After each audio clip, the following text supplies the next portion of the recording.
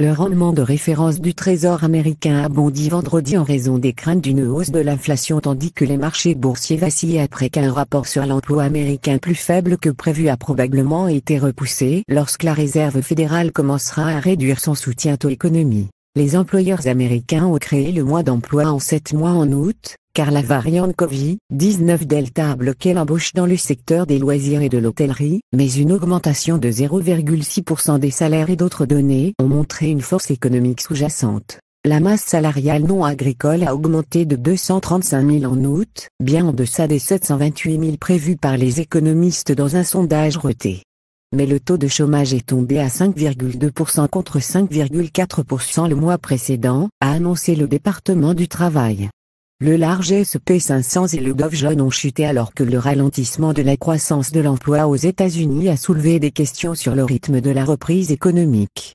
Mais le Nasdaq, à forte composante technologique, et son homologue mondial, l'indice mondial tous pays de MSCI, se sont maintenus près du seuil de rentabilité alors que le rapport a calmé les craintes d'une diminution imminente du soutien monétaire de la Fed. Une annonce de réduction n'est pas prévue en septembre après le rapport sur l'emploi, a déclaré Leferridge, responsable nord-américain de la stratégie multi-actif chez StepStone Global Markets. Le soutien de la Fed à ces marchés va persister. Taper commence plus tard que plus tôt. C'est positif pour les actions, c'est positif pour le risque, a-t-il déclaré. Tant que la Fed imprime, cela signifie que les marchés boursiers sont soutenus par l'ensemble de l'argument de la liquidité de QE, a déclaré Leferridge. L'indice mondial tous pays de MSCI est resté stable tandis que l'indice large Stoxx Europe 600 a glissé de 0,65%.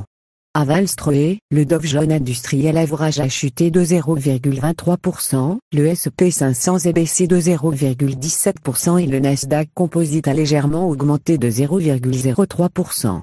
Les rendements des bons du Trésor à 10 ans de référence ont augmenté de 3 points de base à 1,324%, contre environ 1,299% avant la publication des données, la hausse des gains horaires ayant sonné l'alarme inflationniste pour les investisseurs. L'indice du dollar a chuté à un plus bas de 91,941, son plus bas niveau depuis le 4 août, et a perdu 0,18% à 92,054. La monnaie unique européenne a progressé de 0,03%. Les marchés commencent à réagir au potentiel d'inflation plus soutenu de la zone euro et à la réduction des mesures de relance de la Banque centrale européenne, qui se réunit la semaine prochaine.